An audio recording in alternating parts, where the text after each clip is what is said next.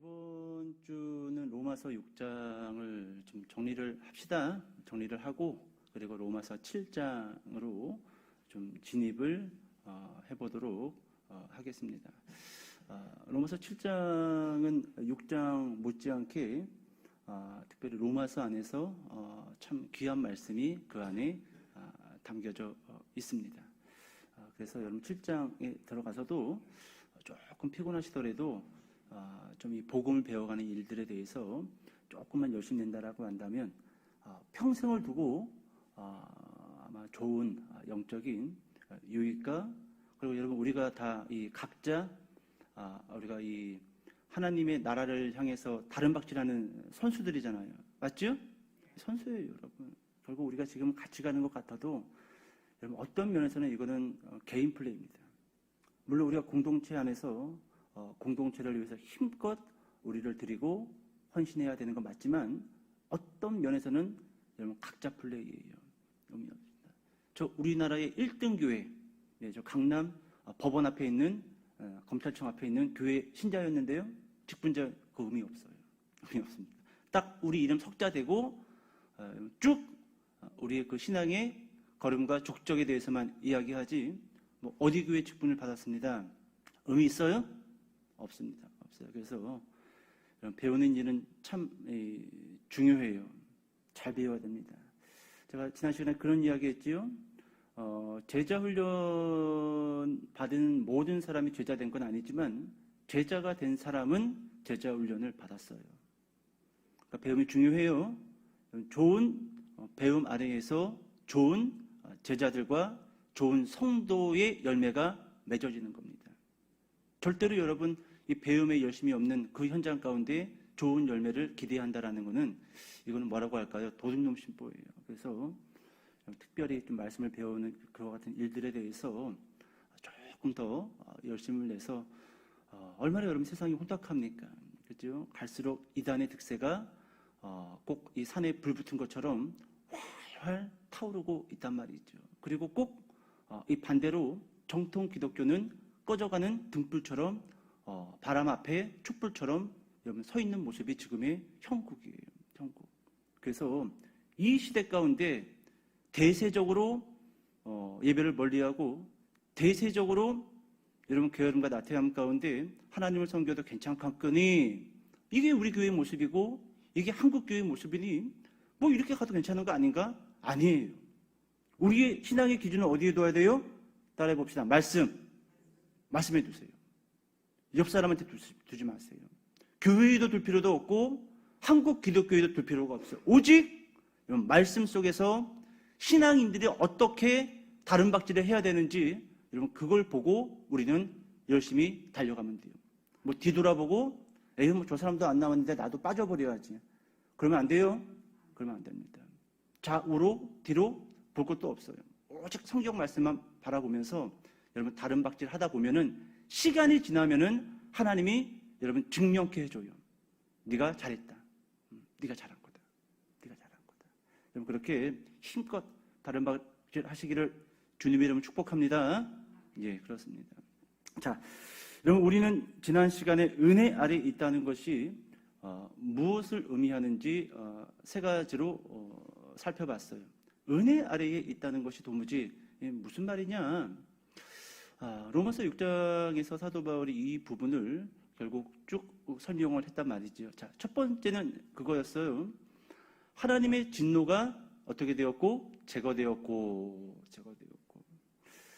여러분 로마서 막 시작했었을 때 모든 사람은 하나님의 진노의 손에 붙들려 있다라고 그렇게 말씀을 드렸어요. 그리고 그 하나님의 진노의 손에서 빠져나올 사람이 있다 없다?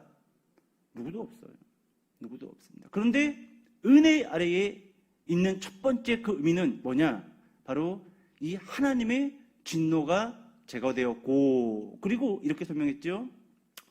신자를 향한 하나님의 모든 행위는 심판과 저주가 아니고 구원의 완성을 향한 행위일 뿐이다. 기억나시죠? 이게 여러분 은혜 아래에 있다는 첫 번째 의미예요. 하나님의 진노가 제거되었고 신자를 향한 하나님의 모든 행위는 심판이 아니고 저주가 아니고 오직 구원의 완성을 향한 하나님의 일하심이다. 여러분 이렇게 설명드렸어요. 자, 두 번째는 은혜 아래에 있다는 두 번째 의미는 뭐냐? 모든 죄에 대한 책임이 사라졌다는 겁니다. 용서 받았다라는 거예요. 자, 모든 죄에 대한 책임, 과거와 현재와 미래에 대한 모든 죄에 대한 책임이 용서받았다. 자, 그렇다면 여러분 신자는 회개할 필요가 있을까요? 없을까요? 예? 없다라고 말하고 가르치면 따라해 봅시다. 구원파다. 구원파예요. 과거와 현재와 미래의 모든 죄가 용서받았다고 그렇게 말하면서 신자는 더 이상 회개할 것이 없다. 회개할 필요가 없다라고 가르치고 말하면 여러분 그 사람은 구원파예요. 이런 구원파는요, 회개를 구원받지 못한 증거다라고 가르칩니다. 예수님께서 십자가상에서 과거와 현재와 미래의 죄에 대해서 모두 용서해 줬는데 왜 회개하냐? 그것은 말이 안 되는 논리이다. 더 이상 신자는 회개할 필요가 없다라고 여러분 구원파는 그렇게 가르친다라는 거예요. 여러분 혹시 영화 미래양 아시죠? 많이 이 영화가 이 기독교 안에서 이 화두가 되었는데 여러분 그 영화가 이런 스토리예요. 한 여자가 조그마한 이 초등학교 아들을 둔 여자가 남편을 여비고 사별을 하고 남편 고향인 밀양에 내려가서 이제 그곳에서 삶을 꾸려나가기 시작을 합니다. 자, 그러다가 이 하나밖에 없는 이 아들이 유괴범에게 납치가 되고 결국 변사체로 발견이 되어져요. 그리고 그 범인은 그 아이가 다녔던 학원 이 봉고차 운전기사였어요. 결국 잡혀서 이 사람은 교도소에 수감되죠. 자, 여러분 이 두 사람, 한 사람은 어머니, 한 사람은 유괴범, 한 사람은 밖에 있고 한 사람은 안에 있어요. 여러분 두 사람이 다 같이 하나님을 믿습니다. 하나님을 믿어요. 열심히 믿어요. 자, 아이가 유괴되어서 변사체가 되어서 그 아픔을 간직하고 하나님을 만난 이 어머니가 어느 날 하나님의 사랑을 크게 깨닫고 유괴범이 있는 그 교도소로 찾아갑니다. 많은 사람이 만류하지만 찾아가요. 왜 찾아가느냐? 내가 하나님을 만났고 하나님의 용서를 알았으니 나도 그 내 아들을 죽인 유괴범을 용서해주러 가겠습니다. 많은 신자들이 만류하지만 이 어머니는 찾아가고 면회를 신청을 합니다. 자, 그리고 잠시 후 접견 장소에서 이 유괴범을 만나게 되는데 여러분 이 영화 보신 분들 기억하실 거예요. 이 유괴범이 환한 얼굴로 어쩌면 그 피부가 좋은지 환한 미술로 머금고 아주 태연한 얼굴로 아주 인자한 얼굴로 여러분 그 어머니에게 뭐라고 이야기합니까? 내가 이곳에서 하나님을 알았고 하나님이 나의 모든 죄를 용서해 주었습니다. 그러니 어머니도 하나님 믿으세요. 기가 막히지요? 기가 막혀요. 여기에 이 어머니가 용서해 주러 갔다가 거꾸로집니다. 거꾸로져. 내가 용서하지 않았는데 누가 용서해줘? 내가 용서하지 않았는데 누가 용서해줘? 여기에 이 여자가 미쳐버려요. 반 미쳐버립니다. 여러분 이 한 장면이 기독교 안에서 많이 화두되었고 그리고 믿지 않는 자들은 여러분 이 한 장면을 가지고 기독교를 조롱했어요. 아주 오랫동안 조롱했습니다. 봐라 이게 기독교다. 실컷 죄짓고 회개하면 끝나는 거 아니냐. 아주 나쁜 놈들이야 저놈들은. 못쓸 기독교. 다니지 말아야 할 종교. 여러분 그렇게 비아냥거리고 조롱했어요. 그런데 여러분 교회 안에서 실제로 여러 소모임 안에서 여러분 이 대목을 가지고 토론을 하고 이야기를 나누었지만 저는 좀 다르게 생각합니다. 여러분 이 유괴범, 이 살인범, 이 인간 제가 봤을 때는요 건강한 기독교 공동체에게 전도를 당한 거 아니에요. 제가 봤을 때는 이 사람 영어에서는 그렇게 소개하고 있지 않지만 구원파에게 전도당했습니다. 구원파에게. 그러니까 여러분 더 이상 이 문제는 기독교 문제 아니에요. 이건 구원파에게 따져야 될 문제고 잘못된 이단에게 따져야 될 문제지 이것은 여러분 기독교 안에서 논란이 될 필요도 없고 기독교 안에서 이야기할 필요도 없는 여러분 영화의 한 장면이라는 거예요. 여러분 정상적인 교회에서 정상적인 목회자 밑에서 말씀을 배웠다라고 한다면 그리고 복음을 깨닫게 됐다라고 한다면, 그렇게 자신이 죽인 그 아이의 어머니가 여러분 면회를 신청을 해서 얼굴을 맞대고 이야기를 나눌 때 그렇게 태연하게 하나님이 나의 죄를 용서해 줬으니 당신도 하나님 믿으십시오, 이렇게 말할 수 있을까요? 있어요? 없죠, 여러분. 그럴 수 없는 일은. 그럴 수 없어요.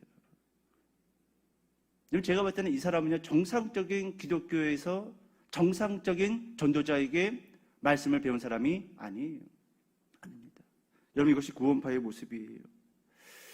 여러분, 정상적인 신앙을 소유했다면 절대로 그렇게 말할 수가 없다라는 거예요. 여러분, 성경은요, 지속적으로 회개할 것을 말하고 있으며, 심지어 사도 바울은 지속적으로 성도가 죄와 싸울 것을 명령하고 있다라는 겁니다. 여러분, 잘 들어보세요.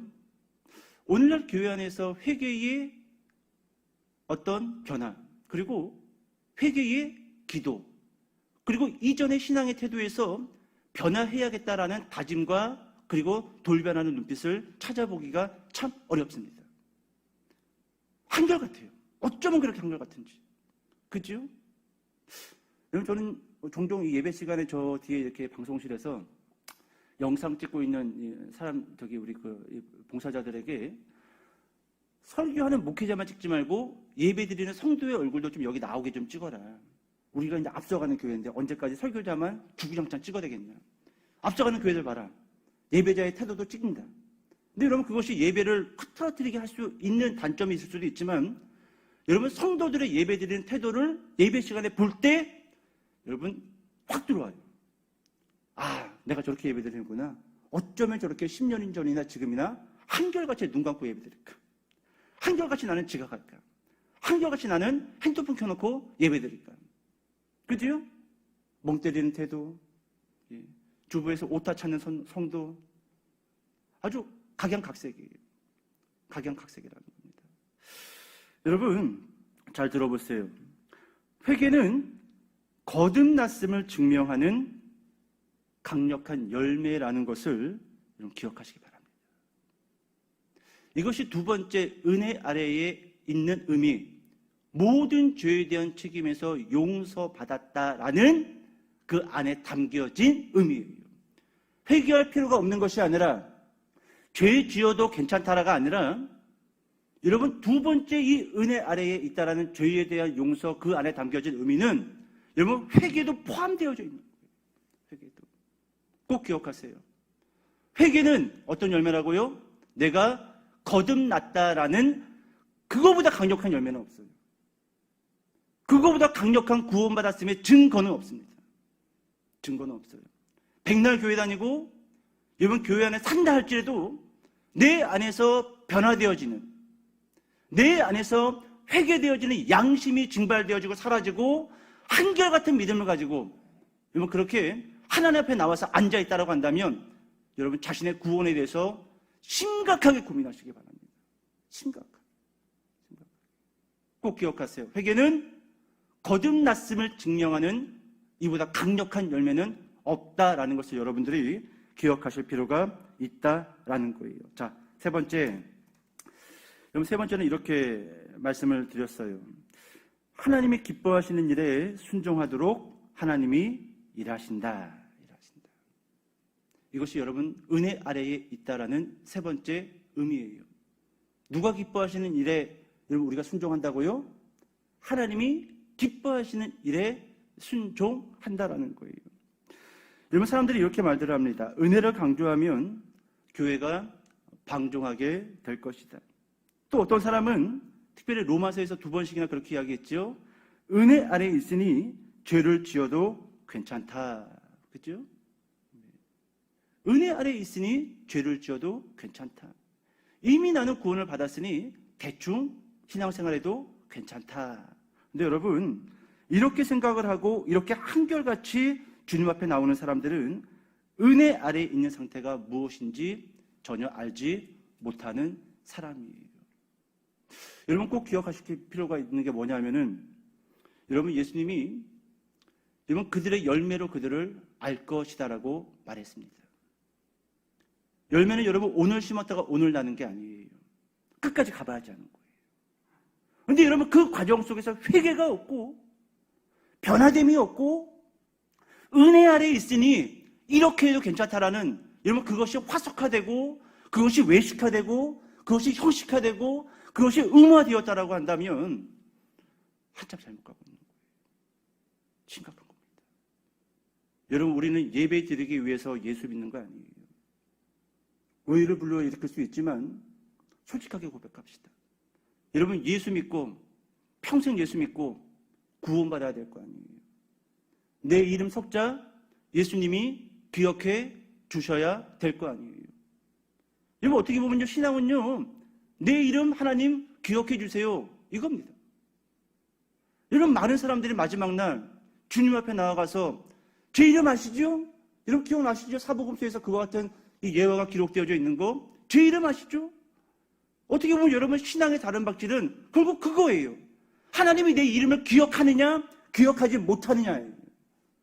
근데 마지막에 가서 평생을 교회에서 살았고 평생의 교회에 헌금한 그 액수가 수천만 원이고 수억인데 마지막에 내 이름 석자를 주님이 기억하지 못한다라고 한다면 그것처럼 끔찍한 것이 어디 있을까요? 그죠? 우리 이름 하나님이 아셔야 돼요. 근데 여러분 그것을 이 신앙의 과정 속에서 우리가 증명하고 또 증명해 나가야지 한 번도 증명하지도 않고 한결같은 태도로 하나님 앞에 나왔으면서 마지막 그 순간에 하나님이 내 이름을 기억할 것이다라고 그렇게 후원장담한다라고 한다면 이건 여러분 한참 잘못된 거예요. 이건 어쩌면 그 영화의 그 밀양에서 나왔던 그 유괴범처럼 너무도 태연하게 너무도 태평하게 여러분 그렇게 자신이 구원받았음을 덮어놓고 여러분 살아가는 모습일 수 있다라는 겁니다. 여러분 좀 설교 좀 정리할게요. 하나님의 구원 사역은 신자를 성화시키는 사역임을 기억하시기 바랍니다. 이거 꼭 기억하셔야 돼요. 그리고 교회가 놓치지 말아야 되고 우리 한 사람 한 사람들이 머릿속에다가 각인시켜야 되는 메시지입니다. 하나님의 구원 사역은 하나님의 교회를 통해서 이끄시는 그 모든 일은 여러분 부르신 그 신자를 여러분 한결같은 태도로 여러분 예배드리게 만드는 것이 아니라 날마다 거룩하고 날마다 변화되어져 가며 날마다 그 한 사람을 성화시키는 사역이라는 것을 우리가 기억하실 필요가 있다라는 거예요. 여러분 그런 면에서 변화되어지지 않는 교회, 변화되어지지 않는 신자들과 함께 한 공동체에 있다라는 것은 너무도 끔찍한 거예요. 만약에 여러분 우리의 자녀들이 여러분 3살 이후로 변화되어지지 않고 여러분 3살까지만 성장되어서 그 지적 행동과 그 삶의 태도가 3살에 멈춰버렸다라고 한다면 여러분 그래도 여러분 우리 부모가 웃을 수 있을까요? 끔찍한 거예요. 이건 끔찍한 겁니다. 꼭 기억하세요. 하나님의 일하심은 어떤 일하심이다? 신자를 변화시키고 신자를 성화시키는 여러분 일하심이라는 것을 기억하실 필요가 있다는 겁니다. 여러분 그렇기 때문에 은혜 아래에 있는 신자는 사도들이 전수한 성경 말씀에 순종하게 되는 거예요. 하나님이 그렇게 일하시기 때문에 하나님의 신자를 성화시킬 것이기 때문에 여러분 은혜 아래에 있는 교회는 은혜 아래에 있는 신자는 사도들이 전수한 성경 말씀에 집중하고 말씀에 목이 타고 말씀을 통해서 눈이 띄어지고 말씀을 통해서 도전받고 말씀을 통해서 내가 이제는 이렇게 살면 안 되지. 내가 이런 태도로 한결같이 하나님 앞에 나오면 안 되지. 여러분 이런 다짐을 하는 그와 같은 교회. 한국 교회 그와 같은 교회가 많이 일어났으면 좋겠어요. 서로가 서로를 볼 때 도전이 안 되면 어쩔 거예요. 그렇죠? 서로가 서로를 볼 때. 서로가 서로를 봐도 늘 내려가고 이 사람이 이 사람을 보면 또 내려가고 또 이 사람이 이 사람을 보니 또 내려가고 여러분 이러면 여러분 교회 안에 무슨 소망이 있겠습니까? 제가 이 권사님을 보고 제가 박 권사님을 보고 제가 김 집사님을 볼 때 도전받고 또 직분자들이 저 집사님을 보고 저 권사님을 보고 또 목회자를 보고 또 도전을 받고 올라가야지 내려가고 이것이 여러분 서로의 바라봄이라고 한다면 여러분 이것처럼 끔찍한 것은 없어요. 끔찍한 건 없습니다. 여러분 교회 안에서 특별히 나에게 힘이 되고 나에게 도전이 되는 성도들에게 여러분 주목하시기 바랍니다. 그리고 내가 이번에는 저 성도보다 조금 더 열심히 해야 되겠다. 오라 저게 더 열심히 내네. 50km로 달리면 저게 나는 60km로 달려야 되겠다. 실제로 제가 사역하는 현장 가운데 이런 청년들이 있었어요. 개인적인 상담을 하는데 그런 얘기를 하는 거예요. 신학교를 다니는 형 하나가 있었는데 자신은 항상 롤 모델을 저 신학교 다니는 저 형한테 뒀다라는 거예요. 그러니까 저 형이 2번 하면 나는 3번 하고 저 형이 성경책을 10장 읽으면 난 11장을 읽고 저 형이 기도를 30분 하면 난 31분을 하고 그러니까 항상 얘는 그 신학생보다 1분 먼저 오고 1분 늦게 가요. 여러분 이건 건강한 거예요. 건강한 겁니다. 서로가 서로에게 플러스가 되는 거예요. 서로가 서로에게. 나는 저 인간보다 늦게 가고 난 저 인간보다 빨리 가고 난 저 인간보다 기도를 덜 하고 나는 저 인간보다 예배 수를 더 줄이고 이러면 안 돼요. 이러면 안 됩니다. 이건 여러분 은혜 아래에 있는 신자들의 모습이 아니라는 거예요. 오늘 여러분 은혜 아래에서 여러분 우리가 더욱더 박차를 가하여 여러분 신앙의 다른 박질을 하는 저와 여러분 되시기를 주님의 이름으로 축복합니다.